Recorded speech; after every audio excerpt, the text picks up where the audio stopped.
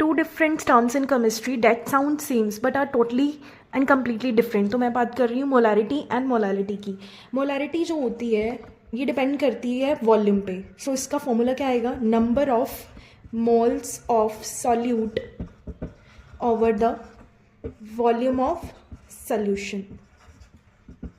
Volume solution का litre में भी हो सकता है, एमएल में भी हो सकता है। सो मोलारिटी किस पे डिपेंड कर रही है, वॉल्यूम पे डिपेंड कर रही है। एंड इसकी यूनिट्स क्या रहती है, मोल पर लीटर।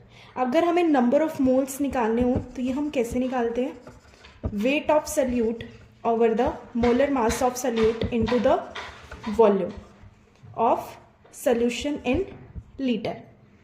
अब बात करते हैं मोलालिटी की। मोलालिटी को हम स्मॉल m से डिटरमाइन करते हैं। ये भी number of moles of solute पर ही डिपेंड करती है, बट यहाँ पे हम लोग वॉल्यूम नहीं लेते हैं, हम लोग लेते हैं mass of solvent in kg भी हो सकता है, ग्राम भी हो सकता है।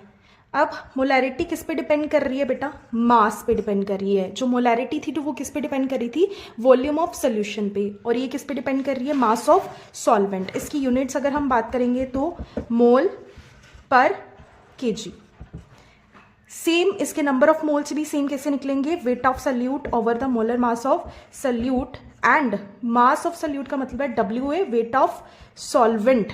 ये हमारा क्या है, सॉल्वेंट आ रहा है। अब बात करते हैं कि क्या ये टेम्परेचर पे डिपेंडेंट है। यस, मोलारिटी किस पे डिपेंडेंट है, टेम्परेचर पे, क्योंकि यहाँ पे हम लोग क्या ले रहे हैं, वॉल्यूम। तो वॉल्यूम जो है वो टेम्परेचर के अकॉर्डिंग चेंज रहता है। अगर हम टेम्परेचर को क्या करेंगे, इंक्रीज करेंगे, तो वैसे ही हमारी वॉल्यूम चेंज हो रहा है तो मोलारिटी भी क्या रहेगी, चेंज करेगी। अगर हम बात करें मोलालिटी की तो it is independent of temperature. तो ये मोलालिटी जो होती है टेम्परेचर पर डिपेंड नहीं करती। इसलिए केमिस्ट्री में, लैब में जितने भी हम लोग सोल्यूशंस बनाते हैं तो वहाँ पे हम लोग मोलारिटी की जगह मोलालिटी लेते हैं, because it can not very with increasing और डिक्रीज ऑफ टेम्परेचर।